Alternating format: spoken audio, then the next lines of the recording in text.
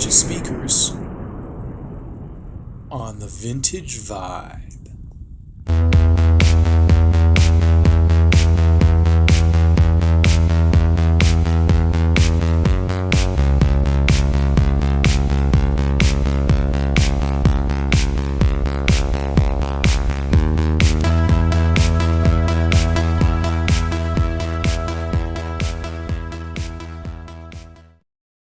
To the Vintage Vibe for part 2 on budget loudspeakers.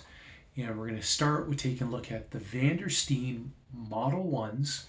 Now these were, they came in the Bs, they came in the Cs, and they came in the C pluses. Kind of sounds like my high school grades. Minus the Bs and the C pluses.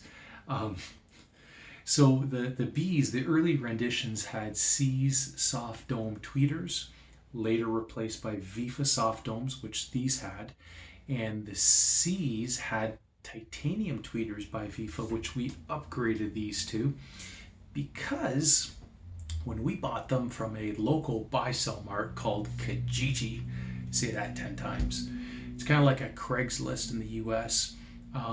We happened to have a quick one pulled on us by a little old lady. More times than not, if you do go to Kijiji ever, you do get ripped off. But the odd time you get, a good deal. So we thought we did and we didn't. But we had a chance to restore these. And I'm glad I did because I was about to toss them in the garbage. I was so angry that this little old lady, sold me these broken speakers. Buyer beware. But 2 broken speakers made 1 good speaker, and when I listened to that 1 good speaker, I thought, geez, there's potential here. Now this speaker's got a sock over it. It's a modest size floor sander speaker. It really should be placed up off the ground just a little bit. These stands always go missing, but to get the maximum bass performance, lift it off the ground. Under the sock are some phase aligned or time aligned speakers. Now, other manufacturers like Technics also had a linear phase speaker where they control the timing that the different frequencies reach your ear, because different frequencies do reach your ear at different time. So to make the most natural reproduction, you do a time-aligned speaker. Now, Vandersteen got it right, because these little speakers are great little speakers, and we're going to talk about them, what we went through to get them up and running, and let's take a peek at that right now here on the Vintage Vibe. Now these have been around for a couple decades, and the basics of these speakers is they're a 2-way 8-inch woofer, 1-inch dome, and they're transmission lines. They got great specs for a speaker of this size. They do recommend at least a 20 to 100 watt amplifier. I'd recommend on the higher end because they are a more difficult load, being 6.8 ohms plus or minus 2. So they can dip down to 4.8 ohms. So you need a little bit of current. And they do sound better with a little more wattage. Now we took the time to clean these up. They came out really nice. They should really be sitting on stands that look like this. We had them on some wooden stands to get the same height. And on the top of the speakers, they've got this grill giving you this dispersion of high frequency, giving you an omnipolar feel. The cabinets, again, they're well built. We removed the woofer and affixed a new one here. It's an 8-inch. Again, it's polycone, butyl surround. It's dampened in the top with some felt. It sits forward and on an angle, whereas the tweeter fires directly forward. Now we went ahead, lifted the socks off to fix them. You can see they're well dampened inside. And again, these play quite low, especially when they're positioned up properly. Now here's a close-up of the new tweeter, the ones that would have been in the Model Cs. We've replaced and upgraded them. It did make a big difference. Here's the original tweeter beside it on the right, the original soft dome. And you can see on the back side, the magnet assemblies are very similar. They do have the same specs, but the titanium are a little more brilliant. Again, a beautiful speaker, don't take up much space, and excellent performer. Last thing to note, decent crossovers, nice binding posts, adjustable tweeter from -3 dB to +1 dB, and they do have a overload protection. I really give these speakers a thumbs up. They're not very expensive today. They weren't back when they were new. They were about a $700 speaker, so they were built kind of to be a value speaker, a good value speaker, a lot of bang for the buck. Um, they got a great look. They fit into almost any room. They're not big. And because they're a transmission line, they do play deep. And that's kind of cool because I like a speaker that's got the ability to have a nice tight bass, which these have. The woofers, actually, I mentioned earlier, remind me of a certain speaker's woofers, and those were Paradigm. They've got the exact same magnet structure and aluminum basket. In fact, I replaced the blown Vandersteen woofer with one from the Paradigm. I put them side by side. I couldn't tell the difference. I think they sourced the same manufacturer for some of their parts. Um, I don't think you can go wrong with these speakers. They're quite accurate sounding, but they're quite a forgiving speaker. They play great with a lot of different forms of music. Now, when I say accurate, I don't mean Yamaha NS-1000 accurate. I'm talking they reproduce music accurately. They're musical. It's not a speaker that you can just sit down there and listen to every single nuance.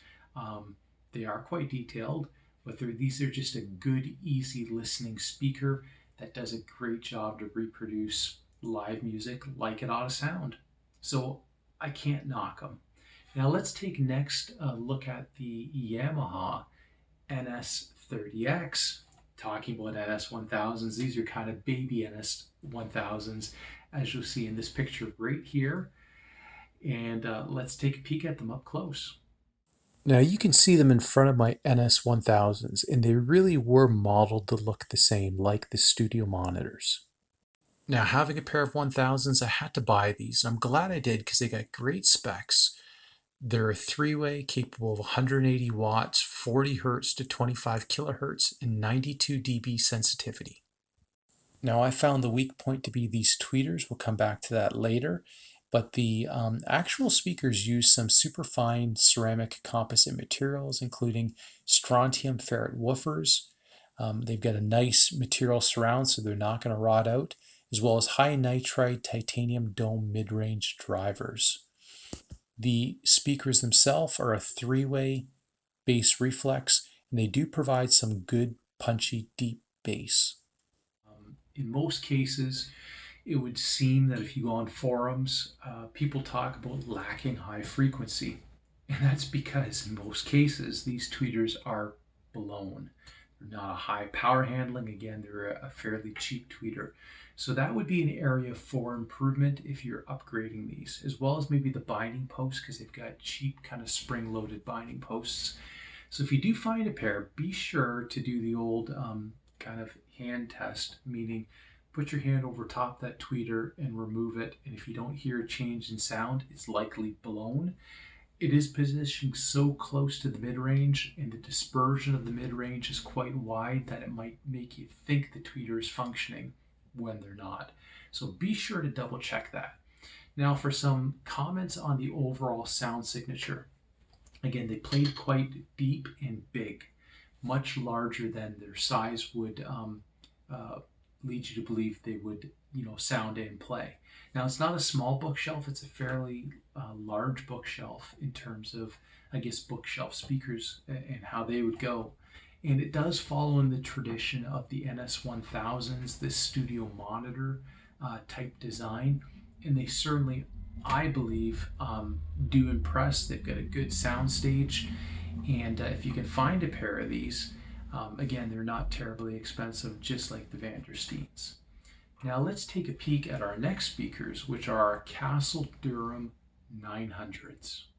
Now you might be a fan of British hand-built quality gear, like Lynn, Rega, and a few other names. Now these Durham 900s from Yorkshire do not depart from the rule. They're well-built speakers. They're mirror image, which is kind of nice, easy to drive, 90 dB. They've got these handmade speakers, woofers and tweeters, made in-house. You can see actually the recessed woofer kind of inserted into the baffle. We'll show you a close-up of that in a minute.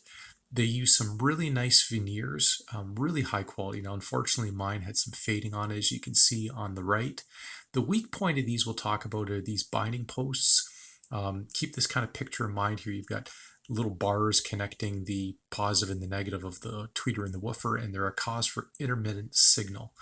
Now, this is what you'd want to do to avoid some of those gremlins, is attach the terminals or connect the terminals with speaker wire instead.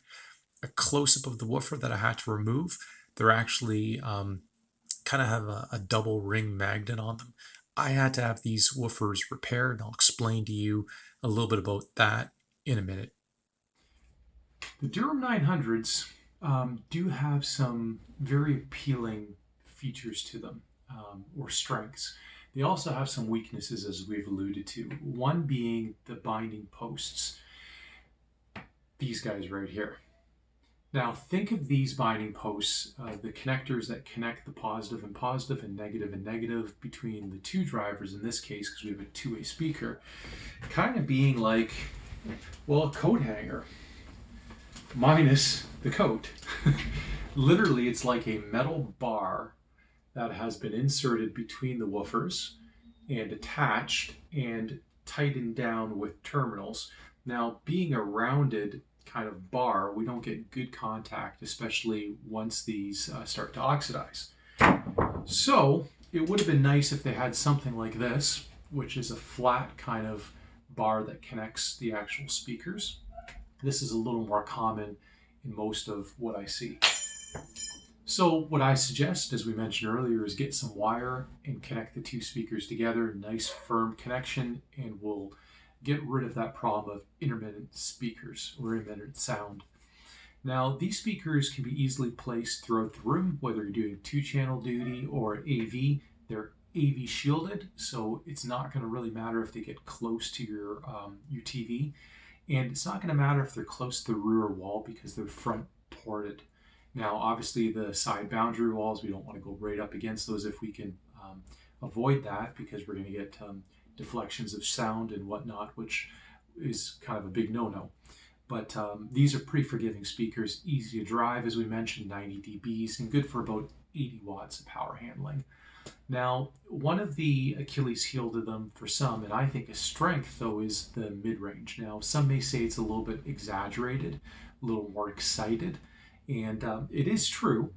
And it's hard to tame that mid-range even with a laid-back amplifier, but I think this works in this speaker's favor because it gives it a larger-than-life sound, or not larger than life per se, but larger than a typical small bookshelf speaker would suggest that it ought to be able to reproduce. So it's a big sound.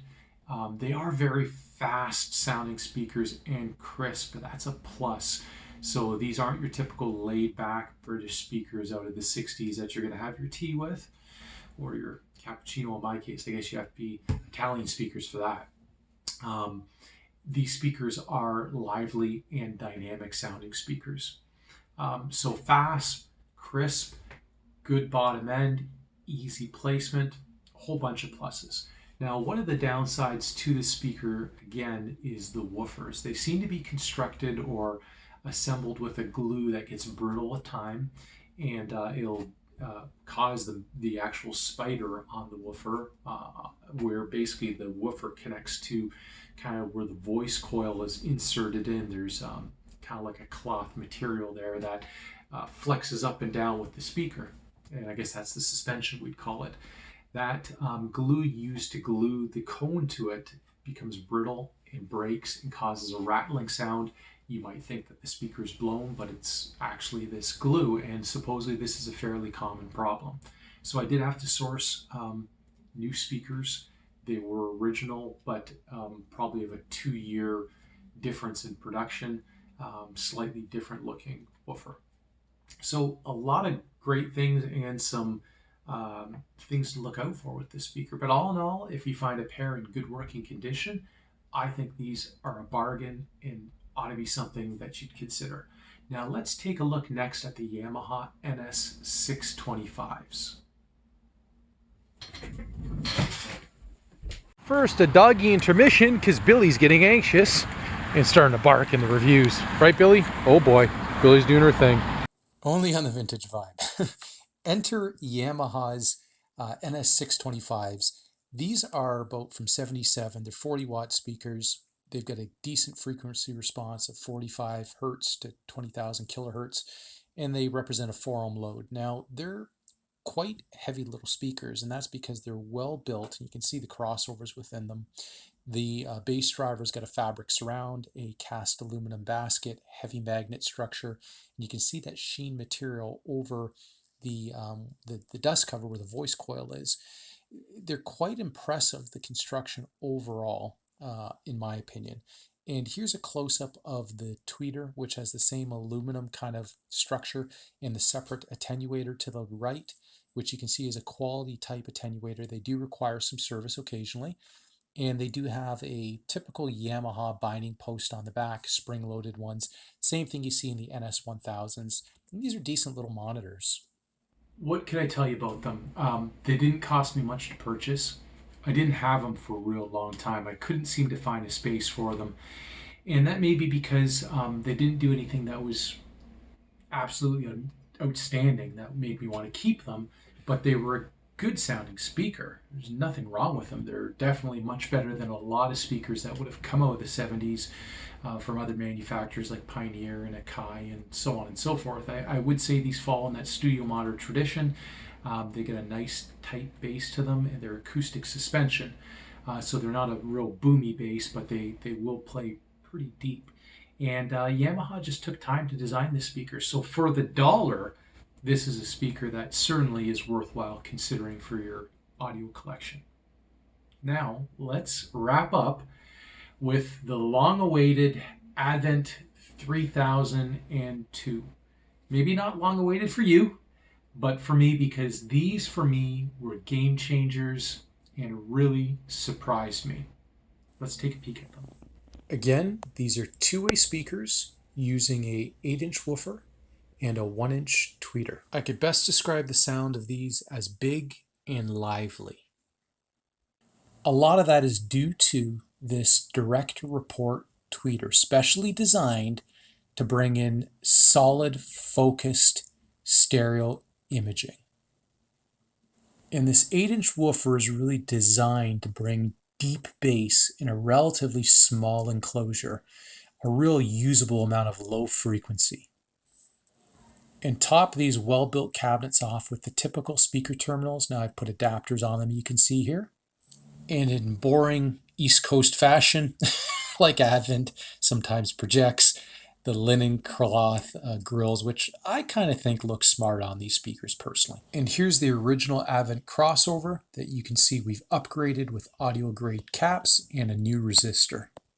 So let me tell you about these Advent 3002s, because I was not expecting to buy a pair. In fact, I thought anything associated with Henry Kloss, Advent, KLH, boring. And that they weren't. I acquired them with a collection of other pieces of equipment that were also equally as unassuming, like the Sansui 4000 and 2000 receivers. They are fantastic sounding units. We'll see them on another episode. Now, my basement is a very dead sounding basement. There's a lot of carpeting, furnishings, wood plank walls. So I've been challenged with speakers in that basement where they just sound lifeless. These Advents, when I hooked them up one day just because I had to, because I sold the other speakers that were there, I was immediately shocked with the life they brought to the room. Everything sounded lively. The bass is very taut and tight, and that's partially because they're acoustic suspension, part of the Advent secret. The mid-range was very realistic. The sound of tom-toms and the snare drum, just fantastic. The tweeter was doing something very special, obviously, because the sweet spot was big and wide, and there was great focus where the speakers almost disappeared. They seemed to be doing everything right, better than other speakers I've had that were clearly more expensive and clearly better engineered with better components. But these Advents in this room definitely took the cake. So in the scope of everything we've looked at so far, my first choice would be the Avent 3002s, because in a very challenged room, they just did fantastic. They brought life to music. My second choice would be the Camber 3.5 TIs, because I think they're great all-rounders. You can't go wrong with these speakers for the money. My third choice would be a close kind of tie, where maybe the Vandersteen edges ahead, the Vandersteen Model 1Bs over the Yamaha NS-30Xs. Very close, the two of those. Big fan of those Yamahas. Really, all the speakers all have their place, particularly as it pertains to budget in your vintage audio collection. Thanks for joining me on the Vintage Vibe. Don't forget to like and subscribe.